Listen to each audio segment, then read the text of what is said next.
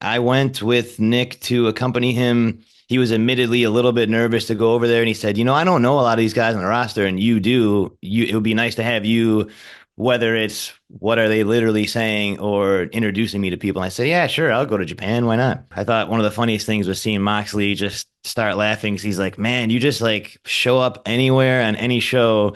And immediately it's like, yep, that's fine. Like, because the first time, I want to say, just to backtrack a little, my first appearance ever on Dynamite, I was just going to say happy birthday to Brody's son. Like I wasn't there to wrestle. And then magically I'm booked on Dynamite against Hangman. And I remember getting like warmed up in the back and Moxley going, "So you're just on Dynamite tonight in a giant match with one of our top guys?" And I said, "Yep." And he goes, "Yeah, that sounds about right. All right." And he laughed. We both had a little laugh because he liked to view me as someone who can show up anywhere, and whoever's in charge just goes, "Yeah, that guy should be on there. Sure. Yeah." And I just go, "Yep. Uh-huh." And no one's mad about it.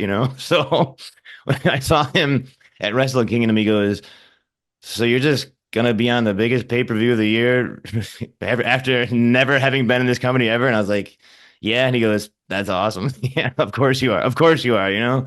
I was just helping kind of be the in-between of like relaying information to him and just being around, and to Nick. And I'll say that at some point, the creative department just said, "Okay, so you and Ryan are going to do this." And then afterwards, I said, "I wonder if I should clear this with AEW."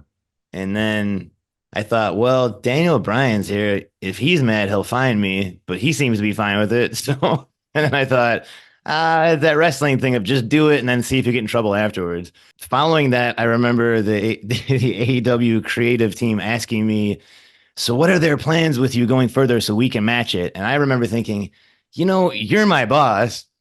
Shouldn't be the other way around? But I would, you never know how certain places work. So you just got to adapt and roll with it. But that's how that went down. Is I just happened to be there, and the people in charge thought, "Well, this will be great," and I thought, "Sure, it will. Yes." When I talked to Ryan, like one of the most enjoyable parts was he was telling me about his experience going to Japan with you, and I think you covered that on episode 2. Yeah, of But it was like, do you watch Curb Your Enthusiasm? course. So I'll try to very briefly give context. I was telling Okay. him uh, when he went from AEW to TNA, it was just I had just seen the Foisted episode where he Jimmy Kimmel passed Kimmel off. voice of his assistant, Yeah, I and I believe. was Yeah. like, I hope you appreciate this, but I was like, did that happen to you? And he was like, no, but it kind of almost did it in New Japan because I went with Nick, and then he was telling me like Moxley's inner like response to just kind of seeing him there, and I'm like, that's the stuff that it's a fun story. You're not getting anybody in trouble, but it's like, you wish you were a fly on the wall. So I mean, it's that stuff that you want to tell. Yeah, it is, and it's funny stuff. Yes, that wasn't on TV, or you can't address in a tweet in a couple of sentences. It's like, here's this Mhm. crazy story. Yeah, and I'll sum it up for people who don't know what the hell we're talking about real quick.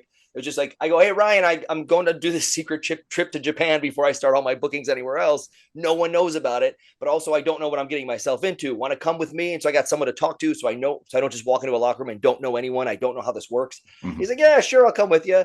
And of course, he gets there, and they're like, yeah, you'll go out there with him, and you'll be a part of this thing." And he's like, "Wait, what?" Like, "Yeah, let's go." Off and running. And it's like I would say, if we're going to do a curb, he's more of a Kramer as he falls into the scene and it's like, "Oh, sure. Yeah, I'll play for the Mets today." And you're like, "Okay, great." And he comes off, from the Mhm. stands. So that was a pretty cool story. Like, he gets involved in the show, and like things just we went out into the crowd watching Wrestle Kingdom a couple matches early so no one would know what we were there for. And of course, it was like, it wasn't supposed to be me and him. It was supposed to be just myself, but it's two of us. And the next match is a tag match. And the entire world let us know they already planted the seed. Nemeth Bros IWGP tag titles. They're doing this. Here's who their third feud will be. And then and I'm like, guys, it was an accident. Like, we timed it to where we were just going out two matches before so no one would think about it. Yeah. And then Ryan wasn't supposed to be involved in all these pieces. And it's very Curb Your Enthusiasm esque. Yes. Mhm.